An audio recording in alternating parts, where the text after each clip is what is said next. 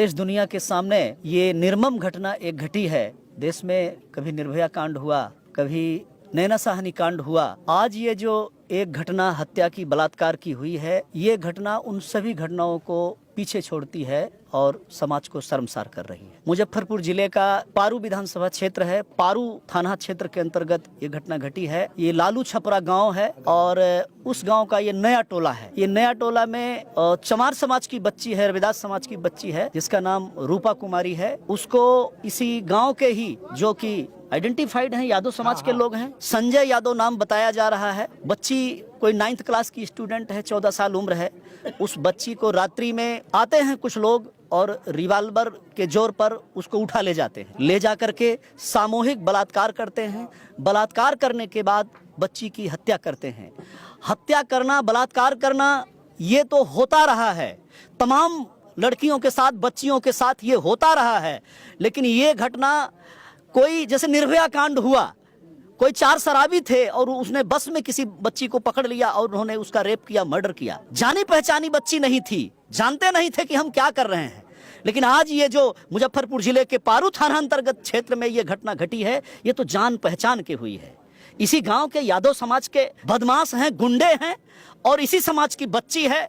उसको ये लोग जो है पहले से छेड़खानी करते आए।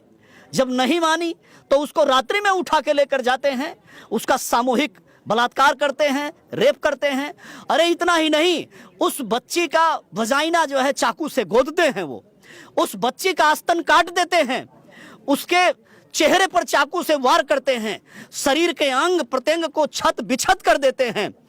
ऐसा कहना है पोस्टमार्टम करने वाले अधिकारियों का कि अपने जीवन में हमने ऐसा पोस्टमार्टम नहीं किया है। अपने इस भारत देश की जनता के सामने, बिहार प्रदेश की जनता के सामने और अपने बहुजन समाज के सामने मैं ये कह रहा हूं कि देश की सरकार, प्रदेश की सरकार इस घटना से हिलनी चाहिए। इनको कोई नया कानून बनाना चाहिए। इन लोगों को, ये जो अपराधी हैं, अभी तक कोई अरेस्ट नहीं किए गए हैं। इन अपराधियों को तत्काल इनको अरेस्ट करना चाहिए। इनको फांसी की सजा होनी चाहिए। और इतना होने के बावजूद भी नहीं, बिहार प्रदेश में बड़ी बड़ी घटनाएं होती रहती हैं। इसी मुजफ्फरपुर में बालिका आवास गृह कांड भी हुआ था। इसी मुजफ्फरपुर में 45 गरीबों की बच्चियां उस बालिका आवास गृह में पढ़ाई करती थी।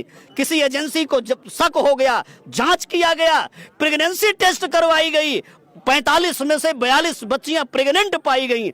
ऐसी घिनौनी घटनाएं इस मुजफ्फरपुर में हुई हैं। आज हमारे समाज की एक बच्ची के साथ, एक दलित समाज की बच्ची के साथ, एक हमारे चमार समाज की बच्ची के साथ ये निर्मम कांड, ये कांड ना भुला देने वाला, ये जो है, ये शरीर को, मन को दहला देने वाला कांड ये अंजाम दिया गया है। मैं यहाँ की सरकार को, श्री नीतीश कुमार जी को, बहुजन समाज पार्टी की ओर से मैं उनको ललकार करके कहता हूं कि आप अपने सदन में कोई बिल लेकर के आइए, आप कोई प्रावधान कीजिए। आपका प्रदेश जल रहा है। आपके प्रदेश में कोई ऐसा सप्ताह नहीं जाता है। अभी आज के 20 दिन पहले मधुबनी जिले में भी एक हमारी बच्ची, वो भी चमार समाज की बच्ची हमारी, वो बीए की पढ़ाई कर रही थी। उस बच्ची को भी बदमाश लोग उठा करके लेकर के जाते हैं, उसका रेप करते हैं। रेप करके उसको, लाश को तालाब में फेंकते हैं, फिर लाश को उठा करके जमीन में दफन करने का काम करते हैं। ऐसी घटनाएं हमारी बहन बेटियों के साथ हो रहा है। ये बर्दाश्त नहीं किया जाएगा। नीतीश कुमार जी और तेजस्वी यादव जी, आप भी यादव भाई हो। हम बहुजन की बात करते हैं, हम समरसता की बात करते हैं, भाईचारे की बात करते हैं। आप अपने जाति बिरादरी को समझाते क्यों नहीं? आप इनको रोकते क्यों नहीं? ये जुर्म अत्याचार क्यों हो रहा है? हम दलित हैं, आप पिछड़े हो, लेकिन पिछड़े के नाम पर आप हमारी बहन बेटियों का ऐसे क्यों रेप और मर्डर करोगे? ऐसे बलात्कार क्यों करोगे? हमारी बच्ची का स्तन काट करके, उसके गुप्तांग में चाकू डाल करके आप क्या दिखाना चाहते हो? कहना क्या चाहते हो? आप समाज में दहशत बढ़ाना चाहते हो। नीतीश कुमार जी, तेजस्वी कुमार जी, केंद्र में बैठी हुई भाजपा सरकार, ये जो अनाचार, दुराचार हमारे समाज के साथ, दलित समाज के साथ हो रहा है, इसको जल्दी से जल्दी रोको, नहीं तो इस देश में हम लोग रोड पर उतरने के लिए मजबूर हो जाएंगे। आप हमारा रिजर्वेशन खत्म करवाते हो, हमारे समाज के को गुमराह करके संविधान की पुस्तिका दिखाते हो, कहते हो तुम्हारा आरक्षण बचाने आए हैं, तुम्हारा संविधान बचाने आए हैं, और तुम आकर के हमारा सभा का अधिकार छीन रहे हो, हमारा रिजर्वेशन भी छीन रहे हो, हमारा हक अधिकार छीन रहे हो, हमारी बहन बेटी का इज्जत लूट रहे हो, हमारे साथ इंदा निर्मम काम कर रहे हो। ये हम बर्दाश्त नहीं करेंगे।